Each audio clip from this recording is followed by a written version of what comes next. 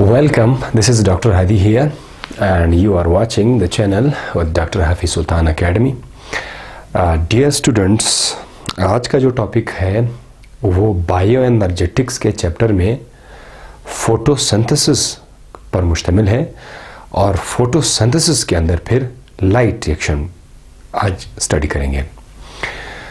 सबसे पहले हम फोटोसिंथेसिस के डेफिनेशन की तरफ आते हैं। ये डेफिनेशन बहुत ही आसान है, बहुत इजी है। आप किसी भी लोअर लेवल के क्लास स्टूडेंट को आप समझा सकते हैं कि जब वाटर और कार्बन डाइऑक्साइड, जैसे कि रिएक्शन अगर आप देखें, कार्बन डाइऑक्साइड पानी के साथ मिलके शुगर बनाता है और साथ ही साथ ऑक्सीजन गैस रिलीज हो रहा है और H2O दोबारा बन रहा है। इस रिएक्शन में आप एक मॉलिक्यूल का हेल्प ले रहे हैं, उस मॉलिक्यूल का नाम है chlorophyll. So overall photosynthesis plant में खुराक बनाने का एक तरीका है। जब आप कहते हैं कि प्लांट ऑटोट्रॉफ है, यानी वो अपना खुराक खुद तैयार कर सकते हैं। दूसरे अल्फाज में ऑटोट्रॉफ का मतलब ये है कि कोई जानदार इनऑर्गेनिक चीज़ों से ऑर्गेनिक चीज़ें बना सकते हैं, हम उन जानदारों को ऑटोट्रॉफ कहेंगे। अगर आप यहाँ पर आके देखेंगे तो यहाँ पर कार्बन डाइऑक्साइड और वाटर, ये दोनों हमारे पास क्या है, इनऑर्गेनिक मॉलिक्यूल्स हैं, ये इनऑर्गेनिक है। और दूसरी बात ये भी है कि ये एनर्जी पुअर है, इनके पास इतनी ज़्यादा एनर्जी नहीं है, they are energy poor molecules. तो मैंने यहां पर लिखा एनर्जी पुअर मॉलिक्यूल्स।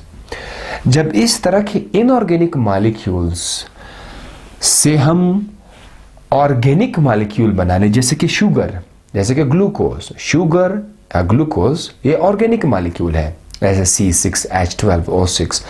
तो यहां पर जो आप देख रहे हैं ऑर्गेनिक मॉलिक्यूल्स, ऑर्गेनिक मॉलिक्यूल जो है ये एनर्जी रिच कंपाउंड है, एनर्जी रिच कंपाउंड। इस एबिलिटी को ऑटोट्रॉफ कहा जाता है, इस एबिलिटी को ऑटोट्रॉफिज्म भी कहा जा सकता है। तो हम जैसे कि बाकी दूसरे एनिमल्स हैं वो इस तरह नहीं कर सकते हैं, वो कार्बन डाइऑक्साइड और वाटर से ऑर्गेनिक सब्सटेंस नहीं बना सकते हैं। तो इसीलिए हम ऑटोट्रॉफ नहीं है, हम हेटेरोट्रॉफ है, क्योंकि हम ऑर्गेनिक चीज़ों को डायरेक्ट बनी बनाई हुई ऑर्गेनिक चीज़ों को ले सकते हैं। वो अलग बात है कि हमारी बॉडी में इन चीज़ों की तोड़फोड़ होती है, लेकिन इस तरह का रिएक्शन हमारी बॉडी में नहीं हो सकता कि कार्बन डाइऑक्साइड और वाटर जो है उनसे शुगर बन जाए। ये प्रोसेस सिर्फ प्लांट के अंदर होता है, सिर्फ प्लांट और कुछ एल्गी भी, बल्कि कुछ नहीं, सारे एल्गी जो है वो कार्बन डाइऑक्साइड वाटर से शुगर अपने लिए बना सकते हैं। सो इस डेफिनेशन को आज हम ये देखेंगे कि ये प्लांट के अंदर किस तरह होता है और कहां पर होता है। सबसे हमने ये देखना है। इस टॉपिक को समझने के लिए, यानी फोटोसिंथेसिस, इसको समझने के लिए आप सबसे पहले देखें कि ये हमारे पास एक लीफ है, जस्ट वन सिंगल लीफ। इस लीफ में आपको बहुत सारे सेल्स नजर आएंगे, मतलब यहां पर आप देखें तो आपको बहुत सारे सेल्स नजर आएंगे, ठीक है। इन सेल्स को अगर हम देखें तो इनमें से कोई एक सेल आप बाहर उठा लें, ये आपका सिंगल सेल है, ठीक है, ये आपका एक सिंगल सेल है। इस सेल के अंदर सब कुछ मौजूद है, न्यूक्लियस है, गॉल्गी बॉडीज है, ईच एंड एवरीथिंग जो सेल के अंदर है वो सब कुछ है। लेकिन इसमें एक इंपॉर्टेंट चीज़ मौजूद है, वो है क्लोरोप्लास्ट। क्लोरोप्लास्ट जो है ये प्लांट के सेल में वो ऑर्गेनल है जो फोटोसिंथेसिस में हेल्प देता है, जिसकी मदद से फोटोसिंथेसिस होता है। तो हमने सिर्फ क्लोरोप्लास्ट को आपके लिए शो किया हुआ है। अगर आप इस क्लोरोप्लास्ट को बाहर निकाल के बड़ा करके देखोगे तो आपको क्लोरोप्लास्ट कुछ इस तरह से नजर आएगा। यहां पर पूरा जो क्लोरोप्लास्ट है वो आपको ग्रीन नजर आएगा, क्योंकि इसके अंदर ग्रीन पिगमेंट्स है। पिगमेंट कलर्ड सब्सटेंस को बोलते हैं, रंगदार चीज़ों को कहते हैं।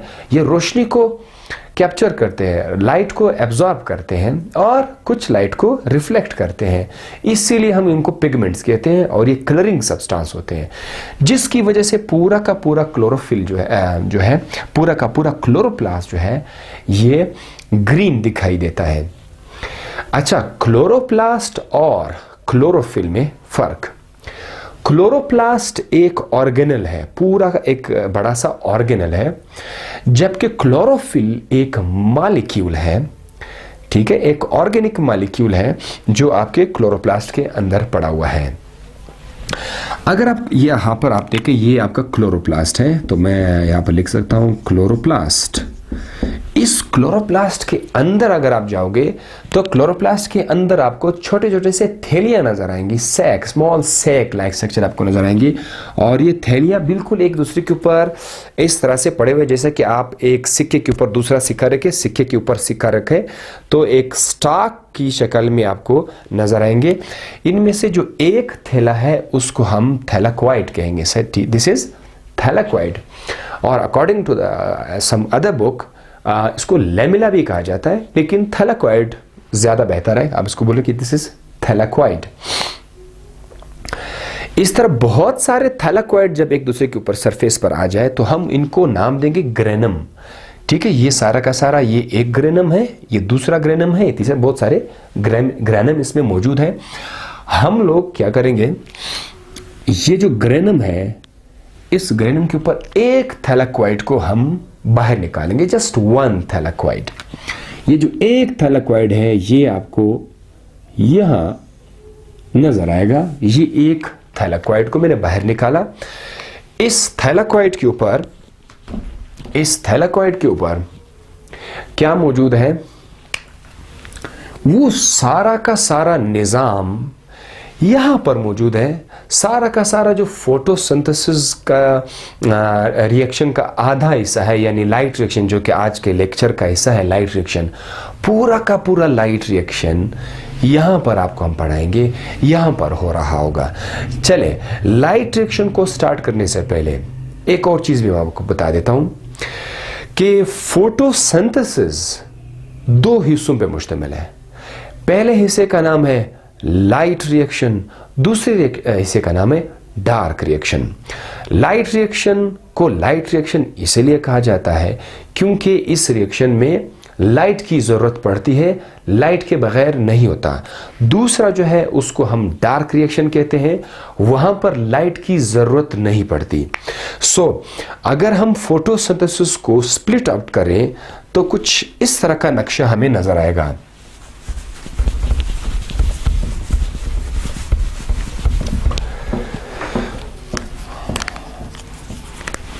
यहां से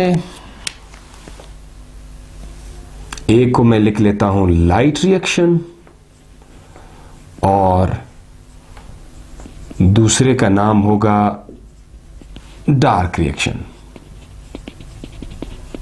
डार्क रिएक्शन उसको आप केल्विन साइकिल भी कह सकते हैं,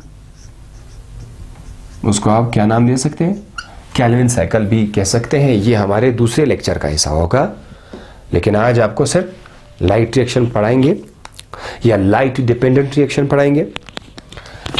लाइट रिएक्शन में हमारे पास क्या होगा, हमारे पास ADP एडिनोसिन डाइफॉस्फेट, ये एक ऑर्गेनिक कंपाउंड है। ये एक ऐसा ऑर्गेनिक कंपाउंड है जो हमें एनर्जी देता है, जो एनर्जी को स्टोर करता है, लेकिन इस शक्ल में ये एनर्जी को हमारे लिए स्टोर नहीं कर सकता। ADP एक कॉम्प्लेक्स कंपाउंड है, कॉम्प्लेक्स मॉलिक्यूल है, जिसकी स्ट्रक्चर की जरूरत आज के लेक्चर में नहीं है। इसमें सिर्फ इतना मैं आपको बताता चलूं कि इस ऑर्गेनिक कंपाउंड में दो फॉस्फेट लगे हुए हैं। जब इसके साथ एक और फॉस्फेट को अटैच किया जाए तो फिर इससे क्या बनेगा, इसे बनेगा ATP adenosine triphosphate, like this. अगर मैं आपको कहूं कि ये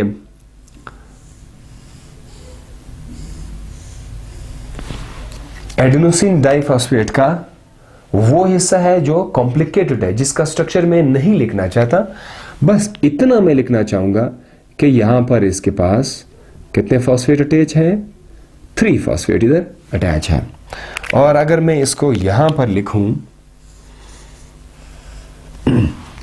एडीपी का ये बकिया हिस्सा है जिसको हमें इसकी जरूरत नहीं पड़ती।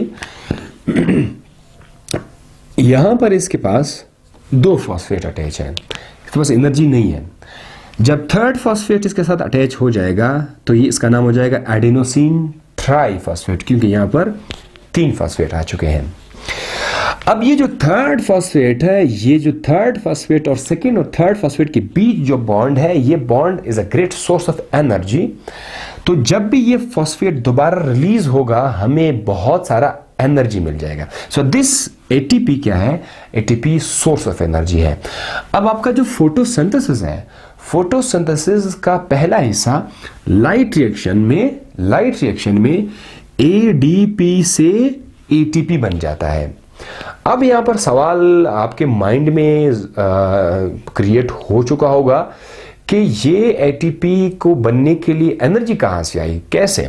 ये नामुमकिन है कि एक फॉस्फेट एडीपी के साथ खुद ब खुद कंबाइन हो जाए, बिल्कुल भी कंबाइन नहीं हो सकता।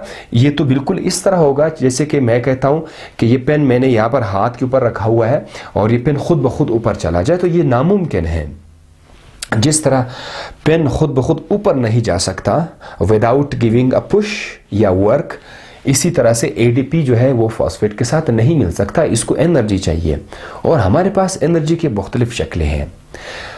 सूरज की रोशनी यहां पर हमारे पास बेस्ट एग्जाम्पल है, एग्जाम्पल नहीं बल्कि रियलिटी है। सूरज की रोशनी जो है वो एनर्जी है जो यहां पर खर्च हो जाएगी। ये रिएक्शन मैं आपको यहां पर भी दिखाऊंगा कि सबसे पहले क्या होगा। अब मुझे ये भी मिटाना होगा। सबसे पहले लाइट जो है वो पड़ेगी, लाइट, ठीक है, लाइट पड़ेगी आपके थैलाकोइड के ऊपर, क्योंकि ये क्लोरोप्लास्ट है और क्लोरोप्लास्ट में बहुत सारे मेम्ब्रेन मौजूद हैं, थैलाकोइड्स मौजूद हैं। थैलाकोइड के सरफेस के ऊपर लाइट हिट करेगी। इस लाइट को हिट करने से क्या होगा कि जो रिएक्शन मैंने आपको बताया था, यहां से आपके पास प्रोड्यूस हो जाएगी 2 चीजें, एटीपी, जैसे अभी मैंने आपको बताया था। एक और चीज भी प्रोड्यूस हो जाएगी, वो क्या है, वो है NADPH।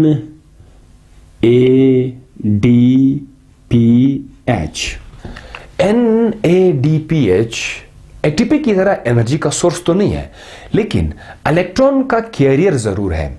ये इलेक्ट्रॉन को कैरी करता है और इनडायरेक्टली ये भी हमें एनर्जी दे सकता है।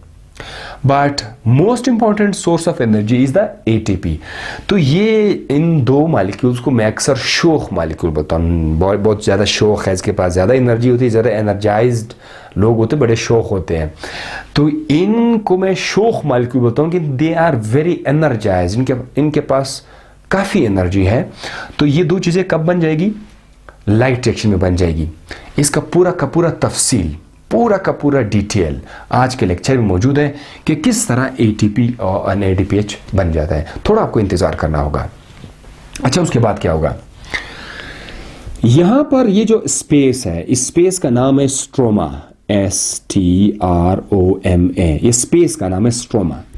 स्ट्रोमा के अंदर आपका जो कार्बन डाइऑक्साइड है वो यहां पर पड़ा हुआ है। अब इस कार्बन डाइऑक्साइड से हम क्या बनाएंगे, इस कार्बन डाइऑक्साइड से हम बनाएंगे एनर्जी, तो शुगर बनाएंगे। ये जो शुगर है, यहां पर शुगर कार्बन डाइऑक्साइड से खुद ब खुद नहीं बन सकता, फिर से इसको क्या चाहिए, एनर्जी चाहिए।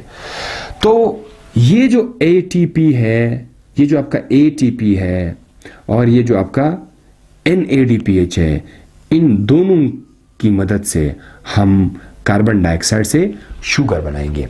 यानी जैसे आप इन्वेस्टमेंट करते हैं आपको प्रोडक्ट मिल जाता है, ये आपने इन्वेस्ट किया, आपको ATP और NADPH मिला, उसी ATP और NADPH की मदद से हम कार्बन डाइऑक्साइड से शुगर बनाएंगे।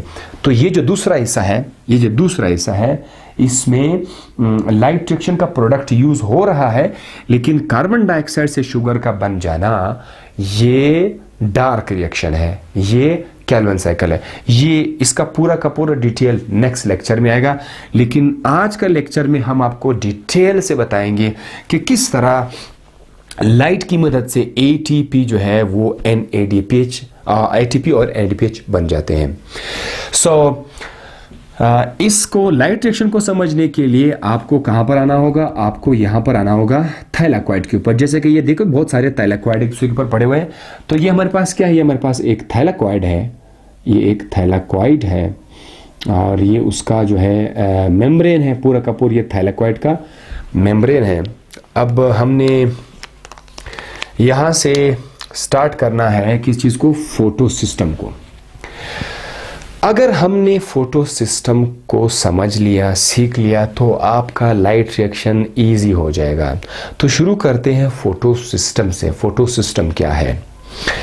ये जो आपका थाइलाकोइड है, इस थाइलाकोइड के ऊपर 3 तरह के मॉलिक्यूल्स एग्जिस्ट करते हैं, और मैं आपकी आसानी के लिए जस्ट सर्कल्स ड्रॉ कर लेता हूं।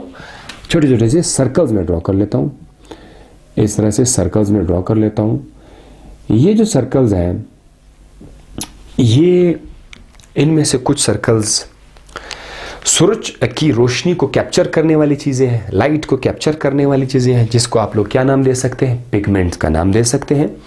और इसमें से कुछ ऐसे चीजें भी हैं जो इलेक्ट्रॉन को कैप्चर करते हैं, इलेक्ट्रॉन को एक्सेप्ट कर लेते हैं। नंबर 2। नंबर 3, इसमें कुछ ऐसी चीजें भी हैं जो इलेक्ट्रॉन को कैरी करते हैं। तो 3 चीजें नजर आएगी। नंबर 1, जो सूरज की रोशनी को कैप्चर करते हैं, यानी पिगमेंट्स मौजूद हैं यहां पर। नंबर 2, जो इलेक्ट्रॉन को एक्सेप्ट करते हैं। नंबर 3, जो इलेक्ट्रॉन को कैरी करते हैं। ये 3 चीजें जो हैं, इनको मजमूई तौर पर अगर देखा जाए तो ये कहां पे पड़े हुए हैं? ये थाइलाकोइड के सरफेस पे पड़े हुए हैं, थाइलाकोइड के मेम्ब्रेन के ऊपर पड़े हुए हैं। थाइलाकोइड के मेम्ब्रेन बोलना ज्यादा अच्छा होगा। थाइलाकोइड का जो मेम्ब्रेन है, थाइलाकोइड का जो पर्दा है, ये उस पर्दे के ऊपर पड़े हुए हैं। तो इन चीजों को कलेक्टिवली हम एक नाम देते हैं फोटो सिस्टम। अब आपका जो फोटो सिस्टम है, इस वक्त आपके माइंड में आ चुका होगा कि exactly where it is. Photosystem आपका थाइलाकोइड के मेम्ब्रेन के ऊपर है, और आपका थाइलाकोइड जो है वो ग्रेनम का हिस्सा है। ग्रेनम खुद क्लोरोप्लास्ट के अंदर है, और क्लोरोप्लास्ट खुद सेल के अंदर है, सेल खुद लीफ के अंदर है। सो हम लोग काफी डेप्थ में जाकर, लीफ के डेप्थ में जाकर हम इन चीजों को देख रहे हैं। होप आप एंजॉय करें। फोटो सिस्टम का डेफिनेशन आपको मैंने बता दिया। Collection of photosynthetic pigments light को एब्जॉर्ब करने वाली चीजें, इलेक्ट्रॉन एक्सेप्टर्स और इलेक्ट्रॉन कैरियर्स, इनको हम लोग क्या नाम देते हैं? फोटो सिस्टम का नाम देते हैं। अच्छा, फोटो सिस्टम हमारे पास 2 तरह की है। अब हमें इस डायग्राम की जरूरत नहीं है।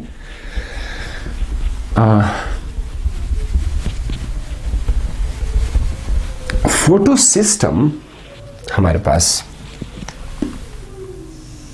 2 तरह की है। एक का नाम है photo system 1, photo system 1, photo system 1, और दूसरे का नाम है फोटो सिस्टम 2। ये जो फोटो सिस्टम 2 है, इसके साथ हम लोग P680 भी लिख सकते हैं, ठीक है। और जो फोटो सिस्टम 1 है, उसको हम लोग P700 भी लिख सकते हैं, ठीक है। P700, P से मुराद फोटो सिस्टम। 700 का मतलब क्या है? 700 और 680 नंबर्स क्या है? इधर जो है असल में आपका जो लाइट है, जो रोशनी है, वो रोशनी एक किस्म का वेव है। रोशनी वेव है।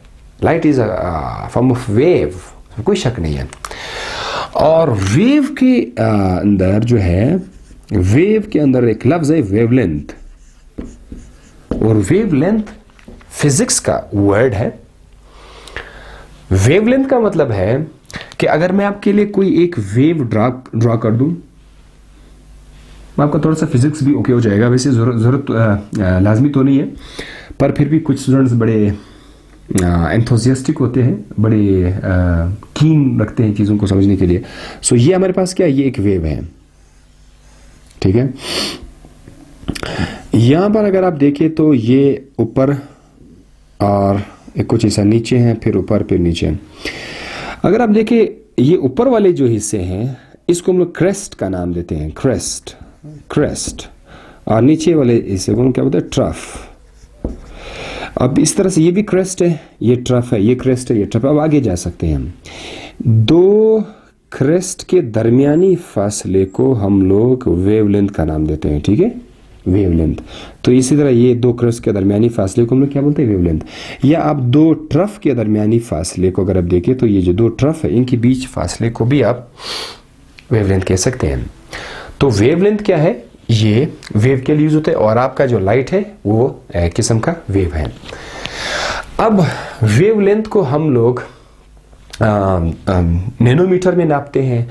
100 nanometre, 200 nanometre, 600 nanometre, 1000 nanometre, right. ये आपका जो फोटो सिस्टम 1 है, ये लाइट को एब्जॉर्ब करते हैं। कौन से लाइट को? जिस लाइट का वेवलेंथ 700 नैनोमीटर है, जिस लाइट का वेवलेंथ 700, क्योंकि जो रोशनी हम तक पहुंच रही है, उस रोशनी में मुख्तलिफ वेवलेंथ के रेडिएशंस मौजूद हैं, ठीक है। उसमें 500 के हैं, 600 की है, 800 की है, ठीक है। तो जो 700 नैनोमीटर वाला लाइट जो ऑब्जर्व करते हैं, उसका नाम है फोटो सिस्टम 1। और दूसरा जो फोटो सिस्टम 2 है, उसको P680 लिखा हुआ है। ये तो आप लोग खुद ही बता सकेंगे कि इसको P680 क्यों कहा गया है, 680 क्यों कहा गया है, बिकॉज ये कौन सा लाइट को एब्जॉर्ब करते हैं। सो जाहिर है ये 680 नैनोमीटर के लाइट को जो है ये एब्जॉर्ब करते हैं। नैनोमीटर लेंथ का बहुत ही छोटा हिस्सा है, लेंथ का। अब आपका फोटो सिस्टम का कॉन्सेप्ट भी क्लियर हुआ। फोटो सिस्टम 1 और फोटो सिस्टम 2 भी आपके पास क्लियर हो गया। अब हम आके एक और डायग्राम ड्रॉ कर लेते हैं इन्हीं फोटो सिस्टम 1 और 2 का, इस तरह से कि ये हमारे पास है photo system 2 like this, exactly like this. ऐसा कुछ सर्कल में ड्रॉ कर लेता हूँ फोटो सिस्टम की। This is photo system 2, right. और यहाँ पर एक और ड्रॉ कर लेता हूँ, दिस इज फोटो सिस्टम 1, ठीक है। दिस इज फोटो सिस्टम 2 और वो जो है वो आपका फोटो सिस्टम 1 है। यहाँ पर जाहिर है यहाँ पर क्या चीज़ें हैं, यहाँ पर आपके फोटोसिंथेटिक पिगमेंट्स हैं, इलेक्ट्रॉन के एक्सेप्टर्स भी है जो इलेक्ट्रॉन को एक्सेप्ट करते हैं, और इलेक्ट्रॉन को कैरी करने वाले इलेक्ट्रॉन कैरियर्स भी मौजूद है, ठीक है। सो यहाँ पर भी ये सारी की सारी चीज़ें मौजूद हैं, इलेक्ट्रॉन कैरियर्स है, एक्सेप्टर्स हैं। अब देखिए होता क्या है कि सबसे पहले लाइट पड़ेगी, इन दोनों के ऊपर लाइट पड़ेगी, ठीक है। तो मैं सबसे पहले यहाँ से स्टार्ट कर लेता हूँ। जब लाइट पड़ेगी यहाँ पर इन क्लोरोफिल मॉलिक्यूल्स के ऊपर, ठीक है। ये फोटोसिंथेटिक पिगमेंट्स का लफ्ज़ जो मैं यूज़ करता हूँ, उनमें से क्लोरोफिल मॉलिक्यूल्स भी यहाँ पर मौजूद है, ठीक है। क्लोरोफिल ए बी सब मौजूद है, लेकिन मैं लेक्चर को ज़्यादा मुश्किल नहीं बनाना चाहता। यही फोटोसिंथेटिक पिगमेंट्स का नाम ही तो क्लोरोफिल है। तो ये आपका क्लोरोफिल भी है, क्लोरोफिल ए बी सब कुछ यहाँ पर है।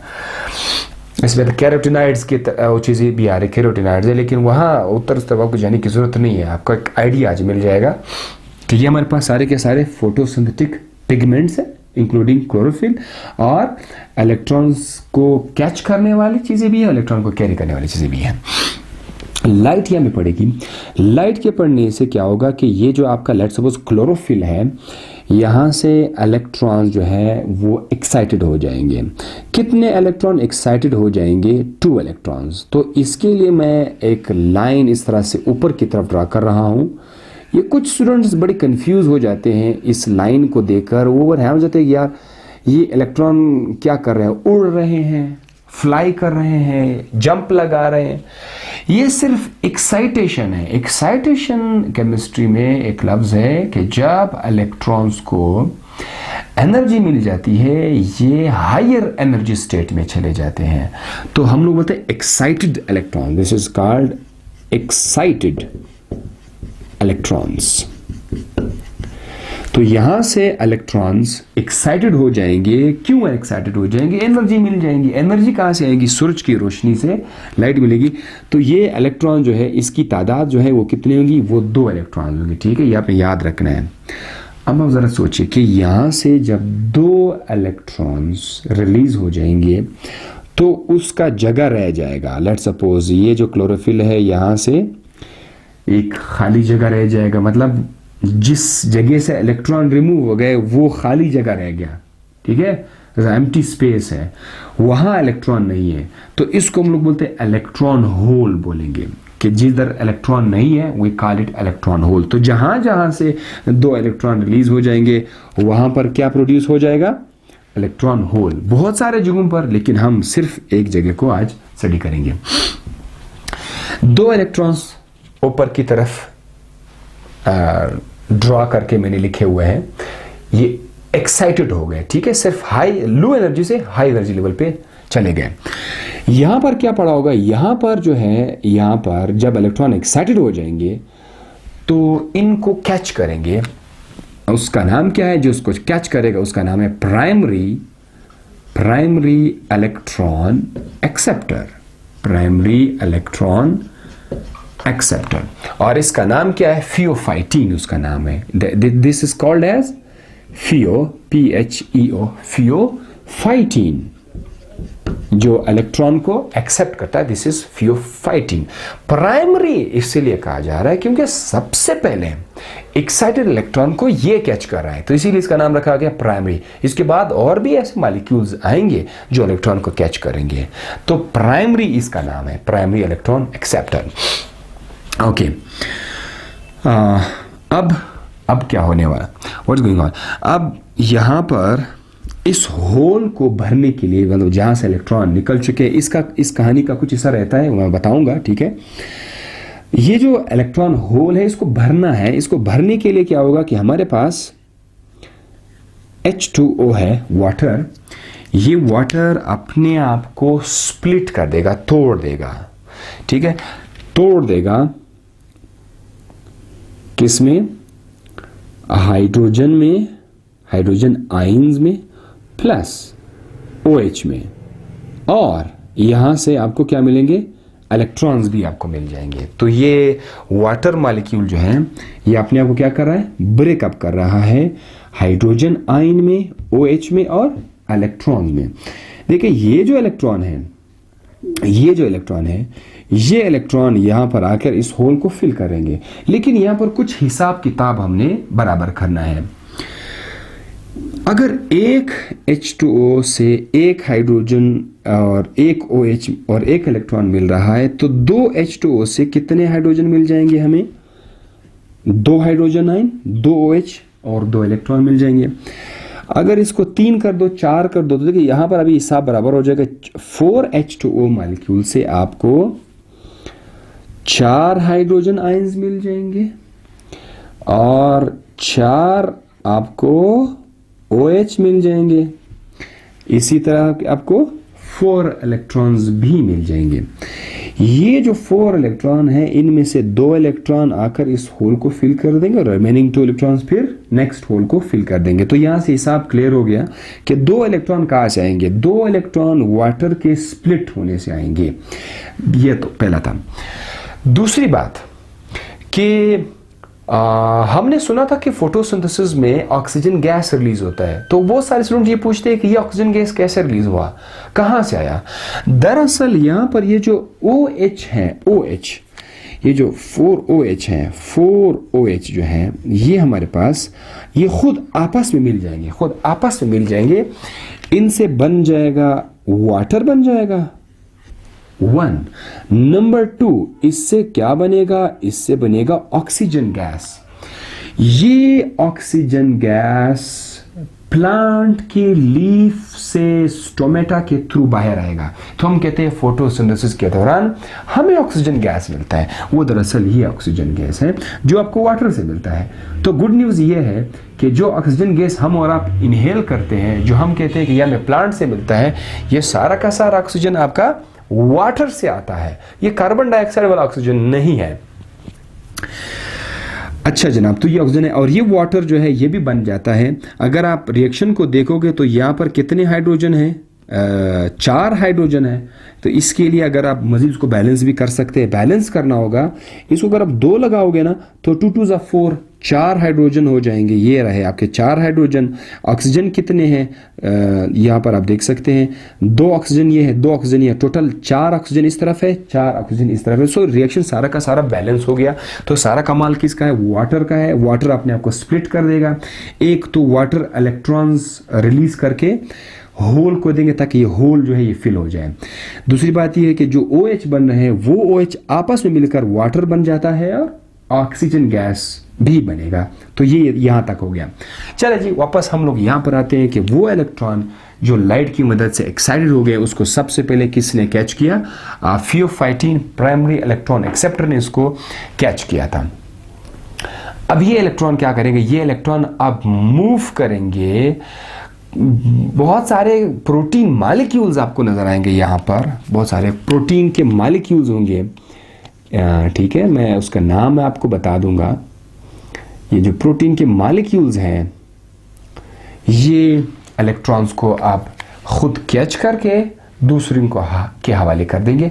आपको केमिस्ट्री में ये याद होगा, ऑक्सीडेशन और रिडक्शन बिल्कुल याद होगा। मुझे यकीन है कि जब आप किसी कंपाउंड के अंदर, लेट सपोज ये आपके पास एक कंपाउंड है, अगर आप इलेक्ट्रॉन को इसके अंदर ऐड कर देंगे तो ये क्या हो जाएगा, ये रिड्यूस हो जाएगा।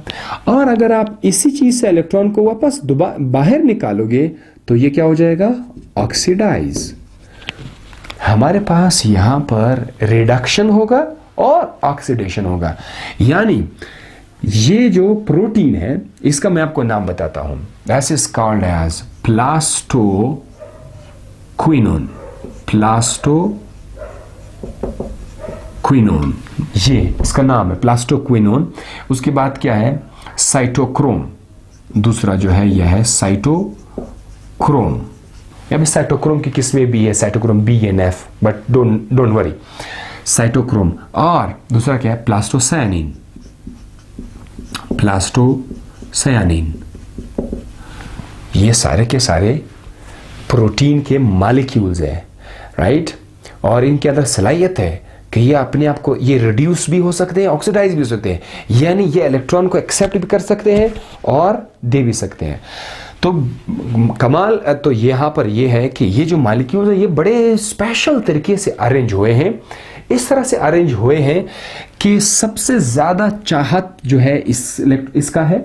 अगर आप देखो जब ये इलेक्ट्रॉन एक्सेप्ट कर लेगा तो फिर वही इलेक्ट्रॉन ये ले सकता है, क्योंकि इसके अंदर भी इलेक्ट्रॉन को लेने का पावर है, रिड्यूसिंग पावर है, ठीक है। तो ये वहां से इलेक्ट्रॉन को ले सकते, ये ज्यादा मोर पावरफुल है। अगर आप देखिए ये जब इलेक्ट्रॉन लेगा तो इससे फिर इलेक्ट्रॉन ये ले लेगा। इस तरह करते करते क्या होगा कि इलेक्ट्रॉन मूव करेगा। ऐसा एक किस्म का चेन है, this is called a chain, electron transport chain, जिसमें इलेक्ट्रॉन मूव करेगा। और इलेक्ट्रॉन जब मूव करेंगे एक मॉलिक्यूल से दूसरे मॉलिक्यूल में, तो इस दौरान क्या होगा, इस दौरान एनर्जी वापस रिलीज हो जाएंगी। जैसे हमने कहा था कि इलेक्ट्रॉन अगर हाई एनर्जी लेवल से लो एनर्जी लेवल से हाई एनर्जी पर आ जाए, इसको एनर्जी देनी पड़ेगी। मिसाल के तौर पर हमने ये पढ़ा था, ये थोड़ा सा कॉन्सेप्ट मैं आपको यहाँ पर भी थोड़ा सा क्लियर कर लेता हूँ। फिर से थोड़ा केमिस्ट्री में जाना होगा, आपको थोड़ी सी केमिस्ट्री में जाना होगा, एटम की तरफ आना होगा, जहां हमने ये पढ़ा था कि जब इलेक्ट्रॉन, मिसाल के तौर पर यहाँ पर इलेक्ट्रॉन है, इस शेल के अंदर एक इलेक्ट्रॉन है, आप चाहते हो कि ये इलेक्ट्रॉन जंप करके यहाँ पर आ जाए, जिसको बोलते हैं हाई एनर्जी वाला शेल, तो आपको क्या करना होगा, आप मजबूर है, आप क्या दोगे, आप एनर्जी को प्रोवाइड करोगे हाई एनर्जी शेल में लाने के लिए।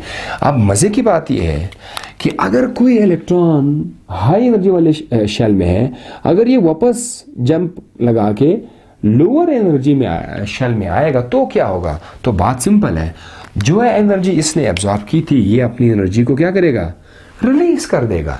यही बात यहाँ पर है। यहाँ पर क्या है, ये जो आपके इलेक्ट्रॉन्स कैरियर्स है, ये इलेक्ट्रॉन्स कैरियर्स है, खास किस्म के प्रोटीन है, इनके ऊपर जब इलेक्ट्रॉन मूव कर रहा था तो यूं समझे जैसे कि इलेक्ट्रॉन अपने हाई एनर्जी से लो एनर्जी पे आ रहा है, high energy to low energy and then further to low energy. As a result from high energy to low energy energy release हो जाएगी। तो मैंने डायग्राम इस तरह से शो किया हुआ है जैसे कि पता आपको चले कि from high to low level जो है वो इलेक्ट्रॉन आ रहे हैं। सो एज अ रिजल्ट क्या होगा कि इधर एनर्जी जो है वो हमारे पास रिलीज हो जाएगी, यहाँ पर क्या होगा, एनर्जी आपकी रिलीज हो जाएगी, एनर्जी आपकी रिलीज हो जाएगी। ये एनर्जी, इस एनर्जी से क्या होगा, इस एनर्जी की मदद से ADP क्या करेगा, मिल जाएगा एक फॉस्फेट के साथ, और फिर वहां से क्या बनेगा, ATP यहाँ पर आपको मिल जाएगी। तो जो एनर्जी है वो एनर्जी खर्च हो जाएगी किस चीज़ के ऊपर, ADP को फॉस्फेट के साथ मिलाने में, जाके ATP बन जाए। इसके लिए भी बाकायदा एक नाम है कीमियो ऑस्मोसिस, जो कि अलग लेक्चर में बताऊंगा, बाकायदा मैकेनिज्म है कि किस मैकेनिज्म से जो है ATP बन जाती है, वो आपको अलग लेक्चर मिल जाएगा। लेकिन यहाँ से कॉन्सेप्ट कितना आसान है कि एनर्जी जो रिलीज हो गई है वो एनर्जी ADP को फॉस्फेट के साथ मिलाकर क्या बनाएगी, ATP बनाएगी। तो एक चीज तो हमारे पास यहां पर आ गया, ATP बन गया। अब क्या होगा कि ये इलेक्ट्रॉन जो सफर करता हुआ, मूव करता हुआ, ये आखिरकार कहां पर आ जाएगा, ये यहां पर आ जाएगा, फोटो सिस्टम 1 में आएगा। अभी देखें, जो लाइट की हमने बात की थी कि लाइट जो है वो फोटो सिस्टम 2 पे भी पड़ सकता है, तो भाई सिंपल सी बात है। और ये भी है कि लाइट आपका फोटो सिस्टम 1 पे भी पड़ता है। वो लाइट जब फोटो सिस्टम 1 पे पड़ेगा तो वो क्या करेगा, वो भी इलेक्ट्रॉन को एक्साइट करेगा। ठीक है, वो भी इलेक्ट्रॉन को एक्साइट करेंगे। कितने इलेक्ट्रॉन को एक्साइट करेंगे, 2 इलेक्ट्रॉन्स को, जैसे मैंने आपको यहाँ पर बताया था। तो जब ये 2 इलेक्ट्रॉन एक्साइटेड हो जाएंगे, एक बार फिर यहाँ पर आपके पास क्या बनेगा, इलेक्ट्रॉन्स के होल्स बन जाएंगे जहां इलेक्ट्रॉन नहीं है। तो इन होल्स को भरने के लिए, सपोज यहां पर क्या बना हुआ है, यहां पर होल बना हुआ है, तो इस होल को भरने के लिए ये जो सफर करता हुआ थका हुआ इलेक्ट्रॉन है वो यहां पर आके होल को भर देगा। तो ये वाला होल वाटर के इलेक्ट्रॉन ने इसको फिल किया और इस होल को इनकमिंग इलेक्ट्रॉन ने जाकर फिल कर दिया। सवाल यह है कि यहां पर जो लाइट पड़ा उसने जो इस इलेक्ट्रॉन को एक्साइटेड कर दिए, ये एक्साइटेड इलेक्ट्रॉन यहां पर आ जाएंगे फिर से, जैसे कि यहां पर फिर क्या है, प्राइमरी इलेक्ट्रॉन एक्सेप्टर है, यहां पर भी प्राइमरी इलेक्ट्रॉन एक्सेप्टर है, वो इलेक्ट्रॉन को क्या करेगा, एक्सेप्ट करेगा। लेकिन इस बार क्या होगा, इस बार वो इलेक्ट्रॉन किसी दूसरे प्रोटीन के पास आएंगे जिसका नाम है फेरिडॉक्सिन, जिसको शॉर्टकट में हम लोग FD लिखते हैं, फेरिडॉक्सिन। फेरिडॉक्सिन भी एक ऑर्गेनिक मॉलिक्यूल है जिसके पास आयरन का एटम अटैच है। तो ये जो फेरिडॉक्सिन है, ये इलेक्ट्रॉन एक्सेप्ट करके फिर क्या करेगा, एक एंजाइम है, उस एंजाइम का नाम क्या है, NADPH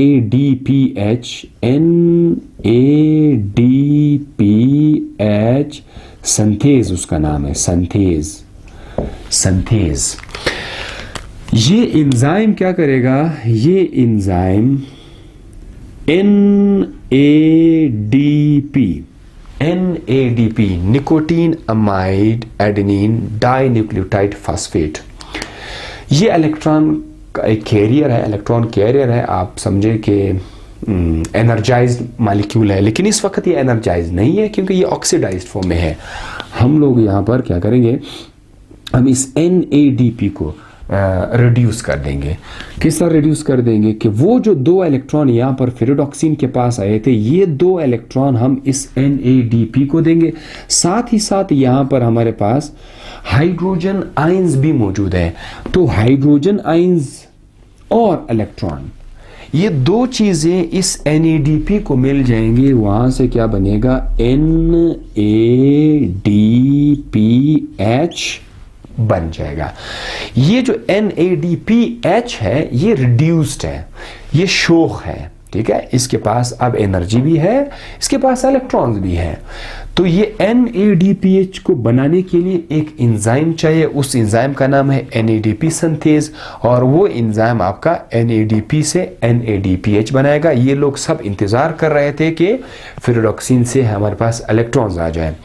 तो अब आप गौर करें, जैसे मैंने पहले कहा था कि लाइट रिएक्शन में हमारे पास क्या बनेगा, NADPH बनेगा और हमारे पास ATP बन जाएगा।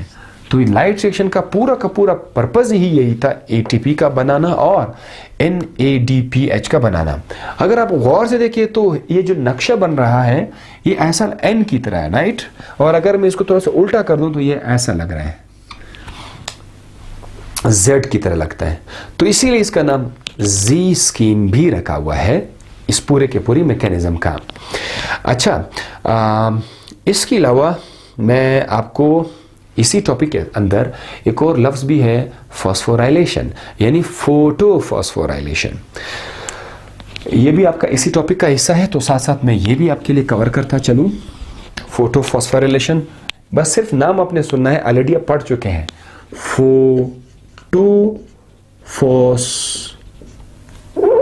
फोटोफॉस्फोराइलेशन, नाम लंबा जरूर है बट बहुत आसान है।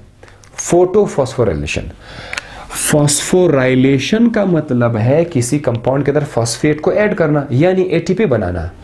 फोटो का मतलब है लाइट की मदद से, यानी लाइट की मदद से ATP के बन जाने को क्या कहते हैं, फोटोफॉस्फोराइलेशन कहा जाता है। तो मैं अब आप लोग लिख भी सकते हैं, the mechanism, the process in which a phosphate is added into an organic compound by the help of light. The formation of ATP by the help of light is called as photophosphorylation. Dear students, photophosphorylation 2 तरह का है। एक का नाम है cyclic photophosphorylation, नाम और भी लंबा हो जाएगा अगर मैंने इसके साथ फोटो लिखा, सो आप लोग समझ जाएंगे। साइक्लिक फोटोफॉस्फोराइलेशन और नॉन साइक्लिक फोटोफॉस्फोराइलेशन। साइक्लिक का मतलब पहले मैं बताता हूं, नॉन साइक्लिक पहले नॉन साइक्लिक देखिए। नॉन साइक्लिक का मतलब यह है कि अगर इलेक्ट्रॉन्स फोटो सिस्टम 2 और 1 को दोनों को इस्तेमाल करके इस तरह से जाए, ठीक है, ये वाला नक्शा अगर आ जाए तो it is called as non cyclic. तो नॉन साइक्लिक में फोटो सिस्टम 1 और फोटो सिस्टम 2 दोनों यूज हो रहे हैं, यानी ATP भी बन रहा है और NADPH भी। अभी तक आपने जितना लंबा सारा लेक्चर आपने पढ़ा, ये सारा का सारा नॉन साइक्लिक था, लेकिन बाज औकात क्या होता है, बाज औकात प्लांट को ATP की सख्त जरूरत होती है, ATP का डिमांड बढ़ जाता है, तो ज्यादा ATP को बनाने के लिए प्लांट थोड़ा शॉर्टकट मार लेता है। वो किस तरह से मार लेता है कि इसमें क्या होगा कि इलेक्ट्रॉन जब प्राइमरी इलेक्ट्रॉन एक्सेप्टर में आ जाते हैं, फोटो सिस्टम 1 की मैं बात कर रहा हूं, बजाय इसके क्या इलेक्ट्रॉन फेरिडॉक्सिन के पास आ जाए, इलेक्ट्रॉन फेरिडॉक्सिन के पास नहीं आएंगे, बल्कि इलेक्ट्रॉन रिसाइकल होकर के यहां से वापस किसके पास आ जाएंगे, यहां पर जो इलेक्ट्रॉन कैरियर्स है उधर आ जाएंगे। तो यहां पर आते हुए फिर से क्या होगा, एनर्जी रिलीज हो जाएगी, उससे ATP बनेगा। यानी आमतौर पर ATP इस तरफ से इलेक्ट्रॉन के लिए था, लेकिन जब फोटो सिस्टम 1 का एक्साइटेड इलेक्ट्रॉन बजाय फेरिडॉक्सिन के वापस इस इलेक्ट्रॉन कैरियर्स को मिल जाए ताकि ATP बन जाए, तो इस प्रोसेस में अब आप देखिए कि इलेक्ट्रॉन्स इस तरफ आकर चेन में जा रहे हैं, फिर से फोटो सिस्टम 1 में, फिर से एक्साइटेड होकर के प्राइमरी में, फिर से इस तरह से ये एक साइकिल बना रहे हैं। ठीक है, मेक अ साइकिल। थोड़ा डायग्राम खराब हो गया बट आपको समझाने के लिए कि जब इलेक्ट्रॉन इस तरह से मूव करेंगे, फोटो सिस्टम 1 को, सिर्फ फोटो सिस्टम 1 को यूज करेंगे और इसमें आपके पास NADPH नहीं बनेगा, सिर्फ आपके पास ATP बनेगी, तब जाकर इसका नाम हो जाएगा साइक्लिक फोटोफॉस्फोरेशन। तो साइक्लिक फोटोफॉस्फोरेशन में आपका फोटो सिस्टम 1 जो है वो यूज हो रहा है और यहाँ पर आपको ATPs बन रहे हैं, आपके पास कोई NADPH नहीं बनेगा। इसके साथ ही लेक्चर सारा का सारा कंप्लीट हो गया। पूरे लेक्चर को मैं थोड़ी सी समरी देता हूँ कि फोटोसिंथेसिस का डेफिनेशन में यह था कि कार्बन डाइऑक्साइड पानी के साथ मिलके शुगर बनाता है और ऑक्सीजन गैस रिलीज करेगा। फोटोसिंथेसिस रिएक्शन जो है वो दो हिस्सों पर मुश्तमिल है, एक है लाइट रिएक्शन, एक है dark reaction. Light reaction chloroplast के अंदर थैलेकोइड के सरफेस पे होता है, जहां सूरज की रोशनी की मदद से ATP और NADPH बन जाता है। यह था लाइट रिएक्शन। इसी ATP और NADPH की मदद से कार्बन डाइऑक्साइड से बाद में शुगर बनाया जाएगा। इस रिएक्शन का नाम है डार्क रिएक्शन। तो आज के लेक्चर में आपने सिर्फ और सिर्फ लाइट रिएक्शन को स्टडी किया, जहां पर आपको हमने ये बताया कि कहां पर ATP प्रोड्यूस हो रहा है और कहां पर NADPH प्रोड्यूस हो रहा है। साथ ही साथ आपको आज फोटो सिस्टम का कॉन्सेप्ट भी क्लियर कराया और फोटो सिस्टम के टाइप्स भी पढ़ाए, फॉस्फोराइलेशन भी पढ़ाया, फॉस्फोराइलेशन के टाइप्स भी पढ़ाए। Hope you understand the lecture. Last में हमेशा खुश रहिएगा, दूसरों को खुश रखिएगा। आपको खुशी तभी मिलेगी जब आप दूसरों को खुशी दें। आज से अपने आप को आजमाना शुरू करें कि दूसरों को किस तरह से खुश किया जा सकता है। छोटी छोटी खुशियां, ज़्यादा बड़ी भी नहीं, छोटी छोटी खुशियां देने से, बांटने से आपकी खुशियां बढ़ जाएंगी। खुद भी खुश रहिएगा, दूसरों को भी खुश रखिएगा। Thank you for watching the video. अल्लाह हाफिज़।